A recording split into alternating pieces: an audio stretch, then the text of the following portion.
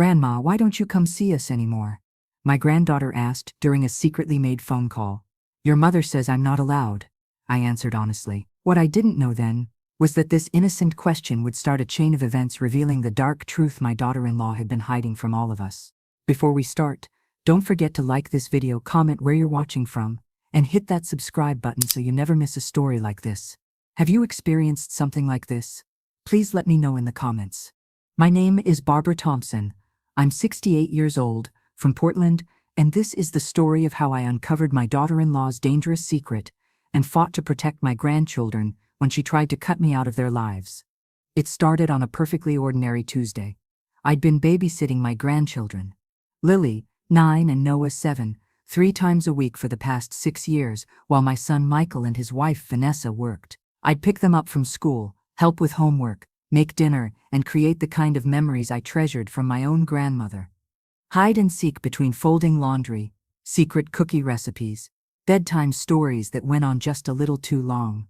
That particular Tuesday, I'd made Lily's favorite lasagna and helped Noah with his science project, a solar system mobile with planets made from painted styrofoam balls. The kids were just finishing their ice cream when Vanessa arrived home earlier than usual. "Grandma made lasagna," Noah announced, his face still smeared with chocolate sauce. I noticed immediately that something was off. Vanessa's smile was tight, her eyes avoiding mine as she kissed her children's heads. "That's nice. Why don't you two go upstairs and get ready for your baths? I need to talk to Grandma." The children exchanged glances. Even they could sense the tension, but dutifully headed upstairs. Once they were out of earshot, Vanessa's demeanor changed completely. She stood across the kitchen island, arms folded, her voice lowered but sharp. "Barbara, I think we need to make some changes to our arrangement." I wiped my hands on a dish towel, suddenly uneasy. "Changes?" "Yes. Michael and I have been talking, and we feel the children are becoming too dependent on you. They need to develop more independence, and frankly, we need to establish some clearer boundaries as a nuclear family." The words stung like tiny darts. Nuclear family. As if I were some distant relative rather than their grandmother, who had been intimately involved in their lives since birth. "I'm not sure I understand," I said carefully. "The kids seem to be thriving. Is there something specific that's concerning you?" Vanessa's eyes narrowed slightly. "Nothing specific. We just think it's healthier for everyone if we create more separation. The kids are getting older, and they need consistency in their routines and discipline." "So, what exactly are you saying?" I asked, my throat tightening. "We won't be needing you to babysit anymore. We've enrolled the kids in an after-school program starting next week." I nodded slowly, trying to process this sudden shift. "I see, but surely I can still visit regularly, perhaps on weekends?" Vanessa looked uncomfortable. "We think it's best if we take a break altogether for a while. Give the kids some space to adjust to their new routine without confusion." "A break?" I repeated, the word feeling foreign on my tongue. "From their grandmother. Just for a few months," she said, though nothing in her tone suggested this was temporary. "We'll reach out when we feel the time is right." I felt as if I'd been struck. 6 years of being an integral part of my grandchildren's daily lives, and suddenly I was being dismissed without explanation. "Does Michael know about this?" I asked, reaching for my cell phone. "Of course," Vanessa replied quickly. "This was a joint decision. He's working late tonight, but he fully agrees. Please don't call him about this. It will just create unnecessary drama." I looked up the stairs where Lily and Noah had disappeared, my heart breaking at the thought of not seeing them. "Can I at least say goodbye to them?" Vanessa hesitated, then shook her head. "It's better not to make a big deal of it. We'll explain the new arrangement to them. A clean break will be easier for everyone." Nothing about this felt clean. It felt jagged and painful and wrong. But I was standing in their home, and Vanessa's expression made it clear the discussion was over. I gathered my purse and coat, moving as if in a dream. At the door I turned back. "Please tell them I love them," I said quietly. As I drove home that night, tears blurring my vision, I couldn't shake the feeling that something wasn't right. This sudden decision didn't make sense. Michael and I had always been close. Why wouldn't he have discussed this with me directly? And why the complete cutoff? Surely reducing my babysitting duties didn't require eliminating all contact with my grandchildren. But I had no answers. Only the hollow ache of loss and confusion as I entered my empty house, the children's artwork on my refrigerator suddenly seeming like artifacts from a life that had abruptly ended. The first month without the children was excruciating. I called Michael repeatedly, but my calls went straight to voicemail. I left messages that grew increasingly desperate. Michael, it's Mom. Please call me back. I don't understand what's happening.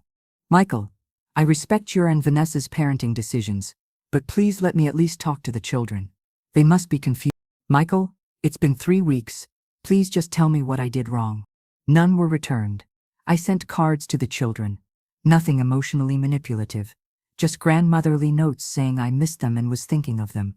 I had no way of knowing if they ever received them. Maybe they're just establishing boundaries, suggested my friend Helen over coffee. Young parents today are very concerned about that. By cutting off all contact with a loving grandmother, I shook my head. There's something else going on here. Have you had disagreements with Vanessa about parenting? Asked another friend. Sometimes mothers-in-law and daughters-in-law clash over child-rearing approaches, but Vanessa and I had always gotten along reasonably well. We weren't best friends, but we'd been cordial and respectful of each other's roles in the children's lives.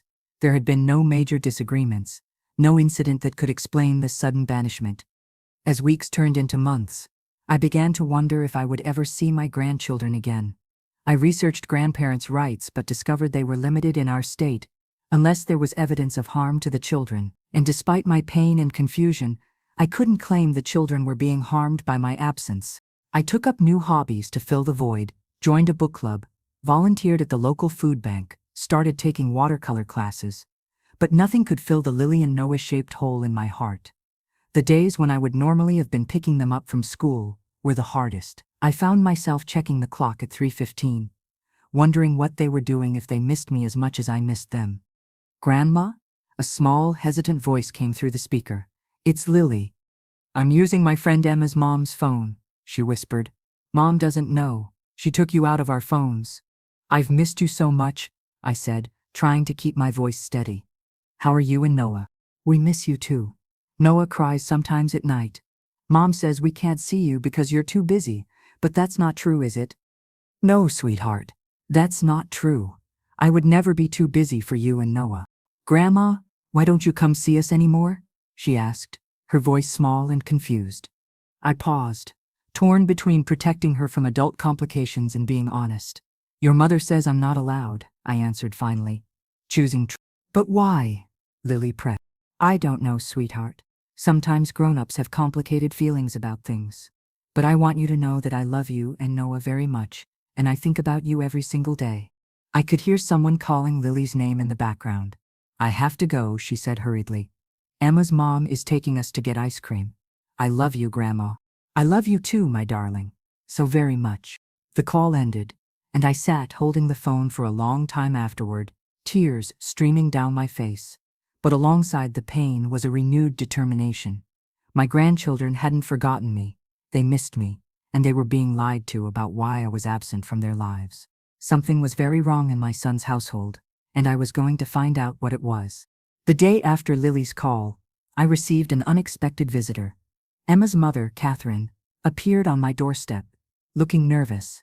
I'm sorry to intrude, she said after introducing herself, but after Lily used my phone yesterday, I felt I needed to talk to you.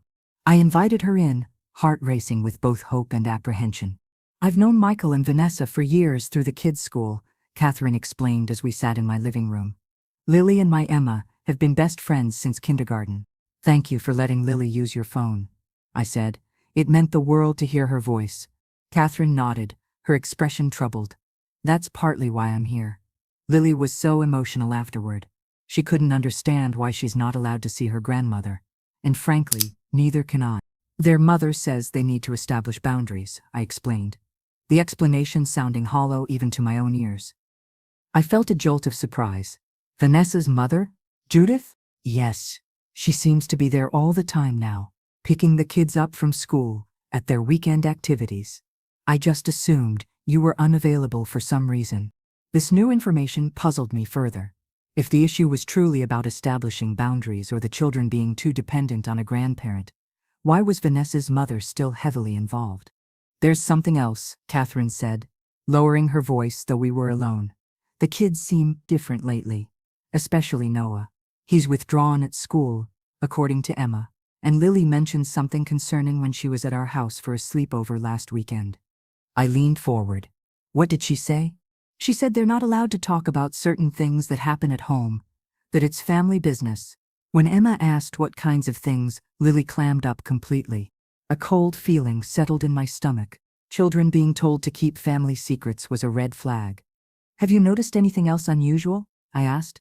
Catherine hesitated. I don't want to overstep or imply anything, but Vanessa has changed too. She used to be involved in school activities, always volunteering. Now she rarely shows up for events. And when she does, she seems not herself, jumpy, preoccupied. She pulled out her phone and showed me a photo from a recent school fair. In it, I could see Vanessa standing slightly apart from other parents, checking her phone. Even in the casual snapshot, I could see what Catherine meant. There was a tension in her posture, dark circles under her eyes poorly concealed by makeup. And Michael? I asked. Have you seen him recently? Less and less, Catherine replied. He used to coach Noah's soccer team, but he stopped a few months ago, said work was too busy. After Catherine left, promising to keep in touch, I sat for a long time processing what I'd learned. Something had changed in my son's household. Something significant enough to alter everyone's behavior and prompt the sudden severance of my relationship with my grandchildren. I needed more information, but how could I get it when I was being deliberately kept away? The answer came from an unexpected source. 2 days later, I received a small envelope in the mail, addressed in a child's careful handwriting. Inside was a folded piece of construction paper with a drawing of a stick figure family: mom, dad, 2 children, and a grandmother with gray hair. Above the drawing were the words, "We miss you." Below, in the same careful handwriting, "Daddy's computer has pictures of why mom is mad," in the blue folder. My hands trembled as I reread the message. Noah had sent me a clue. But what did it mean? What pictures? And how would I ever access Michael's computer? The opportunity came sooner than I expected. The following weekend, I received a text message from Michael, the first direct communication in over 6 months. "Mom, I need to drop some boxes of your old things at your house tomorrow around 10 a.m. Will you be home?" I stared at the message, my heart racing.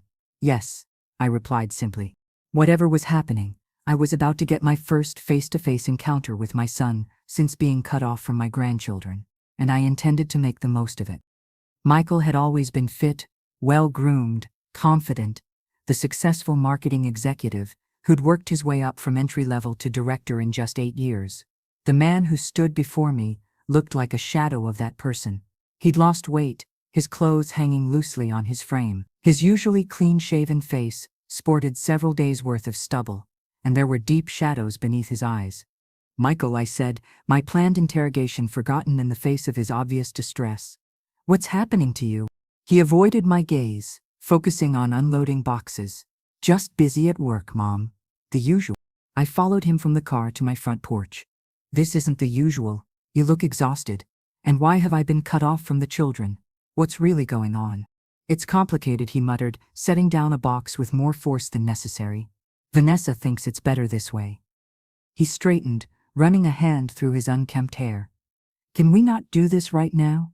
I'm just dropping off these boxes because we need the space." "Space for what? For Judith to move in?" "Catherine Wilson told me Vanessa's mother is at your house constantly now." Michael's expression flickered with surprise. "You've been talking to Emma's mom?" "I've been trying to understand why I've been excommunicated from my family without explanation," I replied. "Something isn't right, Michael. The children are keeping secrets. You look like you haven't slept in weeks. What is happening in your home?" For a moment, I thought he might actually open up. A look of such profound weariness crossed his face that my heart ached for him. But then his phone buzzed. He glanced at it, and his expression shuddered. "I have to go," he said abruptly. "Vanessa needs me back home." As he turned to leave, I took a chance. "Noah sent me a message," I said, "about pictures on your computer, in a blue folder." Michael froze, his back to me. When he spoke, his voice was barely audible. "What did you say?" "Noah sent me a drawing. He mentioned pictures in a blue folder on your computer that explain why Vanessa is angry." Slowly, Michael turned back to face me. The color had drained from his face. "When did he send this?" "A few days ago." "Michael, please, what's going on? Are you and the children safe? He glanced at his buzzing phone again, then back at me, conflict evident in his expression. Finally, he seemed to make a decision. I can't talk now. She's waiting. But, he hesitated, then reached into his pocket and pulled out a small USB drive, pressing it into my hand. Look at this. It's everything from the blue folder. Then you'll understand. Inside, I plugged the USB drive into my computer with shaking hands. It contained a single folder labeled Evidence. Inside were dozens of files, photographs, bank statements, and text message screenshots. As I began to examine them, the pieces of the puzzle started falling into place, revealing a truth far darker than I had imagined. The photographs showed Vanessa in various locations with a man who wasn't my son. Some were clearly taken from a distance, surveillance style, while others appeared to be screenshots from social media accounts. In several, they were embracing or holding hands. Most disturbing were the text message screenshots between Vanessa and the unknown man, discussing their relationship and plans for the future. One exchange made my blood run cold. What about the kids? The man had asked. They'll adjust, Vanessa had replied. Michael will get partial custody at most. His work schedule is too demanding for anything more. And your mother-in-law? I'm handling her. She'll be out of the picture soon. Mom is helping. The last text explained everything. Vanessa had been systematically removing me from my grandchildren's lives because I was a potential obstacle to her plans. Plans that apparently involved leaving my son, taking the children, and starting a new life with another man, funded by money she'd been siphoning from their joint accounts. And her mother, Judith, was helping her. I sat back, stunned by the scale of the deception. Not only was Vanessa having an affair and planning to leave Michael, but she was also methodically isolating him from his support system, starting with me and financially preparing for her exit. There had to be a reason he hadn't confronted her yet, a piece of the puzzle I was still missing. I needed to proceed carefully.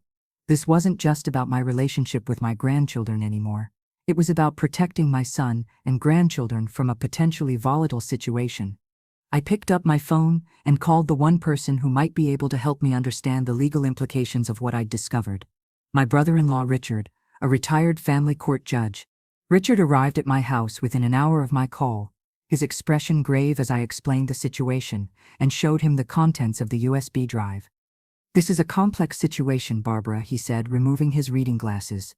Legally speaking, the photographs and texts establish the affair, and the bank statements show financial misconduct. In a divorce proceeding, this would significantly advantage Michael's position regarding both financial settlements and custody arrangements. Then why hasn't he confronted her? I asked. Why is he still living in that house, looking like he's falling apart? Richard considered this. There could be several reasons. Perhaps he's gathering more evidence, or maybe he's afraid of how she'll react when confronted. If she's been manipulative enough to orchestrate this entire deception, who knows what she might do when cornered? The thought sent a chill through me. Do you think the children are in danger? Not physically. From what you've described, Richard reassured me. But emotional manipulation is certainly at play here. The children are being used as pawns, told to keep secrets, lied to about your absence. That's a form of emotional abuse. So what do we do? I asked, feeling helpless despite the evidence in my possession. First, we need to speak with Michael directly, understand his perspective and plans. This is his marriage, his children. We can't intervene without his knowledge and consent. But Vanessa monitors his phone, I pointed out. And he's clearly being watched closely. He could barely talk to me for 5 minutes without her checking on him. The plan we devised was simple, but effective. Richard would contact Michael through his work email, which Vanessa likely didn't monitor, and request a meeting at his office to discuss a potential investment opportunity. Being a respected former judge, Richard's request wouldn't raise suspicions. In the meantime, I would continue gathering information from Catherine about the children's well-being and any other changes in the household. 2 days later, Richard met with Michael at his office downtown. I waited anxiously at home for news, pacing my living room until Richard finally called. We need to move quickly, he said without preamble. The situation is worse than we thought. Richard arrived at my house 30 minutes later, with Michael following separately to avoid suspicion. My son looked even more haggard than before, but there was a new determination in his eyes as he embraced me tightly. I'm so sorry, Mom, he whispered. I should never have let this happen. Tell me everything. I said as we sat down in my living room.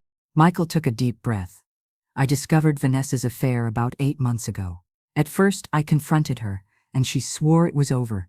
She seemed genuinely remorseful, so I agreed to work on our marriage, but then I found new messages. And when I checked our finances, I discovered the money transfers. Why didn't you leave then? I asked. I was about to, but then Vanessa announced she was pregnant. The revelation hit me like a physical blow. Pregnant? But is it mine? I don't know, Michael admitted, his voice breaking. The timing could work for either me or him, but I couldn't just walk away from a child that might be mine. And I couldn't risk losing custody of Lily and Noah while I sorted everything out. So you've been gathering evidence, Richard surmised. Starting with me, I said quietly. Yes. She knew you'd see through her behavior eventually, and she was right. You already had questions that day when she told you not to come back. After that, she convinced me that you'd said hurtful things about her, that you didn't respect our parenting. I was so stressed and confused that I half believed her. It wasn't until I found her messages with her mother plotting to keep you away permanently that I realized how I'd been manipulated. And the pregnancy? Richard asked. How far along is she? 4 months now. She's using it to control everything, claiming stress is dangerous for the baby whenever I try to discuss our problems.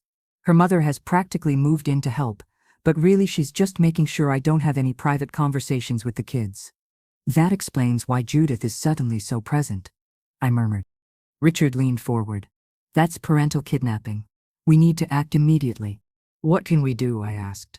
With the evidence Michael has collected, we can file for an emergency custody order and a financial injunction to prevent any more money transfers, Richard explained. But we need to time this carefully. If Vanessa suspects anything before the orders are in place, she might accelerate her plans.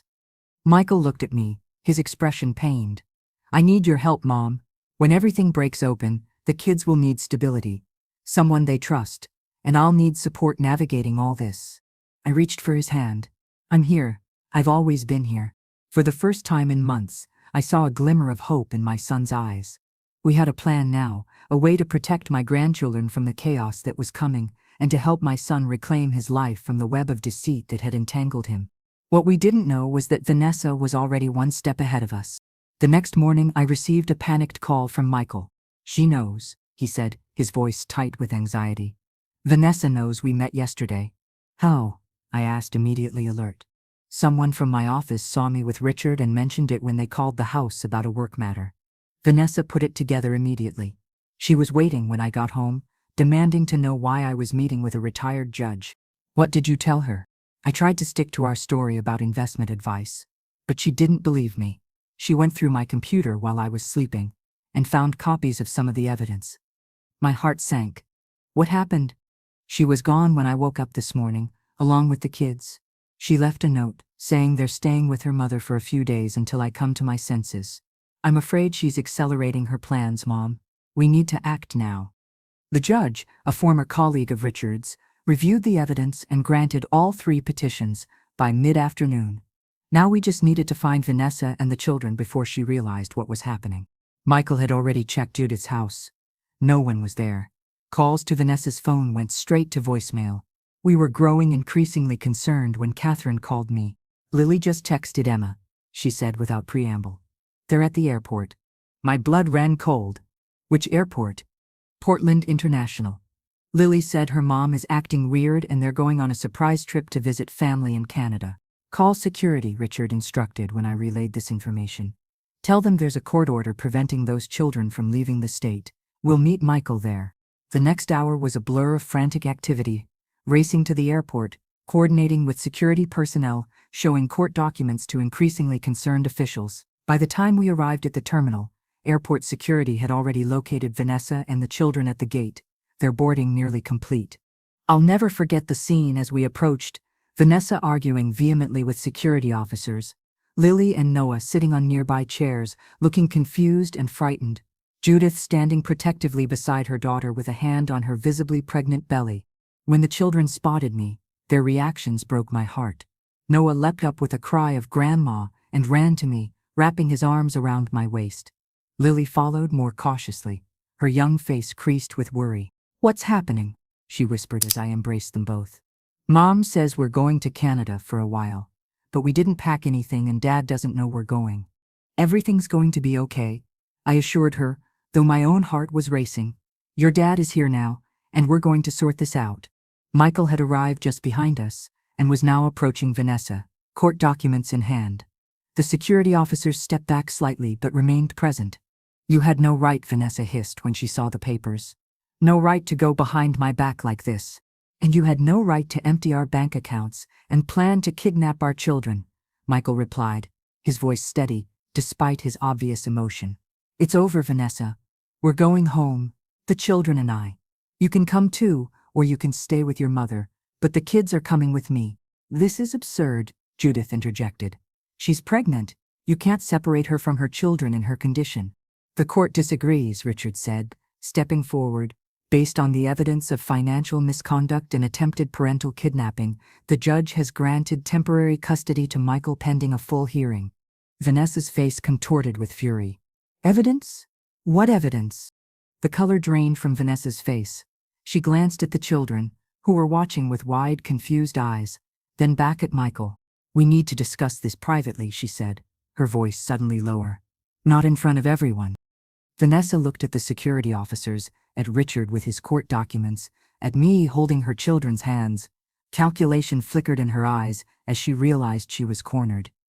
As Michael led the children away, with me following closely behind, I heard Judith consoling her daughter. Don't worry, we'll fight this. They can't prove anything about the money. It's your word against his. What they didn't know was that every word they spoke was being recorded by the small device in Michael's pocket. Another piece of evidence for the legal battle that was just beginning. In the car, Lily turned to me with tears in her eyes. Grandma, are you coming home with us? Are you allowed to see us again? I glanced at Michael, who nodded with a small, sad smile. Yes, sweetheart, I told her, my voice thick with emotion. I'm allowed to see you again, and I'm never going to let anyone keep us apart again. The weeks following the airport confrontation were difficult for everyone, especially the children. Lily and Noah struggled to understand the sudden changes in their family, why their mother was now living with their grandmother Judith, why there were lawyers and court appearances, why the atmosphere in their home had shifted so dramatically. Vanessa received supervised visitation rights twice a week, though her attitude during these visits varied wildly. Sometimes she was loving and engaged, other times distant and resentful, depending on how the legal case was progressing. The evidence Michael had gathered proved insurmountable for Vanessa's defense. The financial records clearly showed systematic transfers of joint funds to her private account. The text messages documented both the affair and the plan to leave the state with the children. Most damning of all were the exchanges between Vanessa and Judith, detailing their scheme to eliminate me from the children's lives, specifically to prevent me from discovering their plans. 3 months after the airport incident, the family court judge issued his final ruling. Michael received primary custody of Lily and Noah, with Vanessa granted limited supervised visitation until she completed parenting classes and therapy. The financial settlement required her to return all transferred funds and split the remaining assets equally.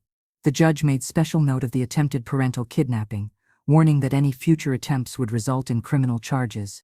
As for the pregnancy, paternity testing confirmed what Michael had feared. The baby wasn't his. The knowledge brought both pain and relief, as he finally began the process of accepting the end of his marriage and focusing on rebuilding his life with Lily and Noah. Throughout this difficult period, I watched my grandchildren closely for signs of lasting trauma. There were nightmares, questions, tears, but also resilience, especially once they understood they weren't losing either parent completely. No, sweetheart, I replied carefully. Your mom made some bad choices, but that doesn't make her a bad person. She loves you very much in her own way. But she lied about you, he persisted. She said you didn't want to see us anymore. Adults sometimes make mistakes when they're scared or confused. I explained. Your mom was dealing with complicated feelings that had nothing to do with you or me. The important thing is that we're all here for you now, and we're going to make sure you're safe and loved. Noah seemed to consider this, his small face serious in the glow of his nightlight. I'm glad you're back, Grandma. I missed your cookies. I smiled, blinking back tears. I missed making them for you. Lily's questions were more direct, befitting her 9-year-old perspective. Why did Mom try to take us to Canada without telling Dad? Your mom thought that was the best solution to some adult problems. I said carefully. But taking children away from one parent without permission isn't allowed. That's why the judge decided you should live mainly with your dad for now. I don't know, sweetheart. That depends on a lot of things that will take time to work out. But what I do know is that both your parents love you, and so do I. As the months passed, our new family arrangement gradually stabilized. Michael began to recover from the emotional trauma of Vanessa's betrayal, focusing his energy on his children and his work. The dark circles under his eyes faded, and I occasionally even heard him laugh again, a sound I had feared might be lost forever. Vanessa gave birth to a baby girl in the spring. The children were curious about their half-sister, but understood she wasn't related to their father. Judith remained hostile toward me, but I maintained cordial interactions when our paths crossed at drop-offs or school events. The children didn't need to witness more adult conflict in their lives. As for me, I settled back into my role as grandmother with immense gratitude, never again taking for granted the privilege of being part of my grandchildren's lives. The ordeal had taught me that family bonds can be both fragile and remarkably resilient, vulnerable to manipulation and deception, yet capable of withstanding tremendous strain when rooted in genuine love. 1 year after the airport confrontation, we celebrated Lily's 10th birthday in the backyard of what was now Michael and the children's home. It was a perfect summer day, clear blue sky, gentle breeze, the garden in full bloom. Lily had requested a small party with just family and a few close friends, including Emma and her mother Catherine, who had remained a steadfast ally throughout our ordeal. I was arranging cupcakes on a tiered stand when Noah approached, clutching a slightly crumpled envelope. "Grandma, I made you something," he said, proudly handing it to me. Inside was a handmade card, decorated with wobbly stars and a drawing of a woman with gray hair holding hands with 2 children. Inside he had written in his best 3rd-grade handwriting, "Thank you for saving us. Love, Noah." My heart caught in my throat. "It's beautiful, sweetheart. But you know it wasn't just me who saved you. Your dad was very brave too." Noah nodded seriously. "Dad said you gave him courage. He said he couldn't have done it without you." Lily's voice broke into my thoughts as she called everyone to gather around the picnic table for cake. As we sang Happy Birthday, I watched her face glow with happiness, surrounded by people who truly loved her. The shadows that had clouded her expression in the months following the family upheaval had largely faded, replaced by the natural exuberance of childhood. After cake and presents, as the children played in the yard, Catherine sat beside me on the porch swing. "You know," she said quietly, "when I first visited you that day to tell you about Lily's call, I never imagined how everything would unfold. I was just concerned about the children." "Your concern probably saved them from being taken to Canada," I replied. "I'll always be grateful you had the courage to get involved." Catherine shook her head. "It wasn't courage. It was recognizing in you what I would have wanted someone to do for my Emma if she were in trouble. Sometimes we have to be the adults who stand up for children when their own parents can't or won't." Her words resonated deeply with me. In the darkest moments of being cut off from my grandchildren, I had questioned whether I had the right to intervene in my son's marriage, whether I was overstepping boundaries that should be respected.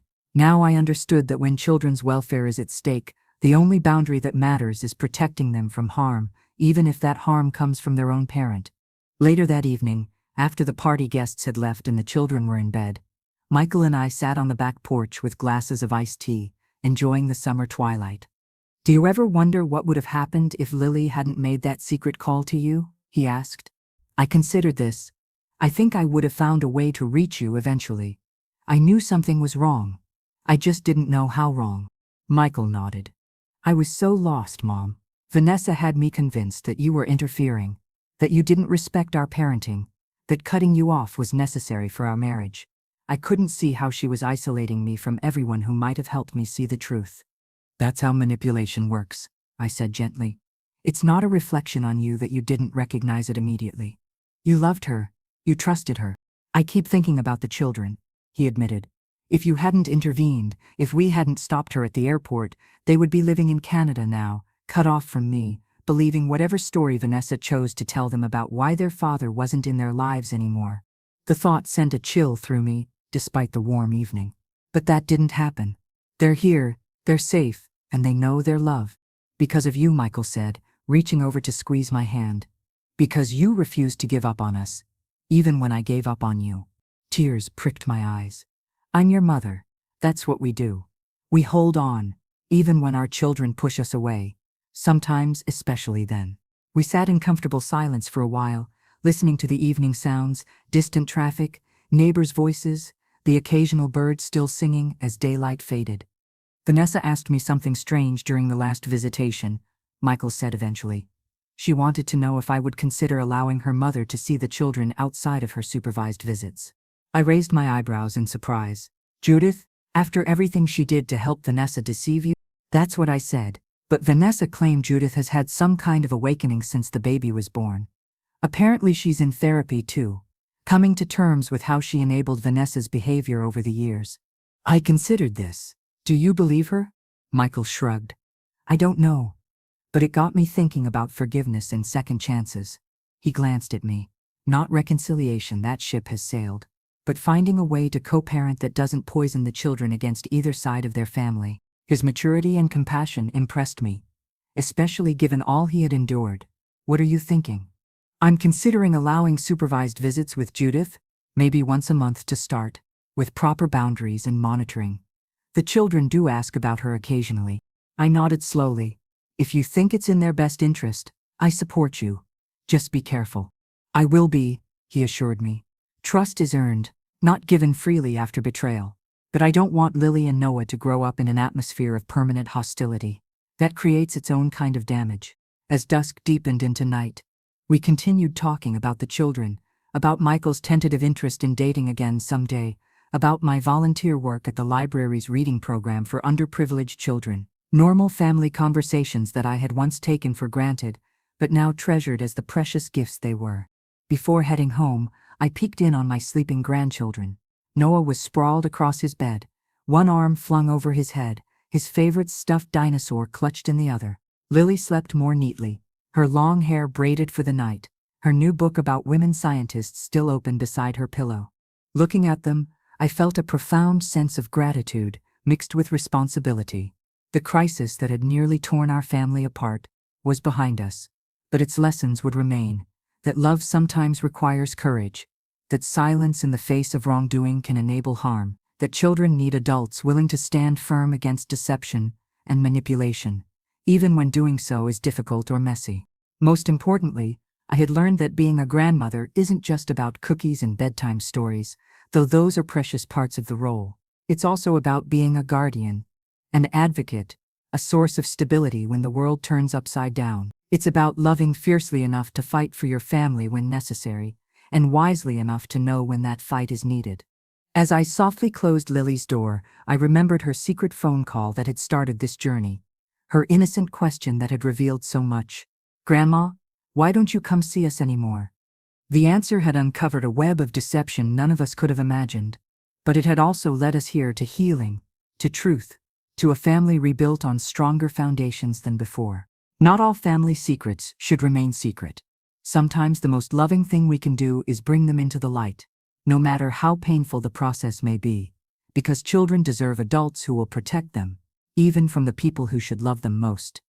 And sometimes, that protective adult needs to be a grandmother who refuses to be silenced or pushed aside, who knows that love means standing firm when it matters most.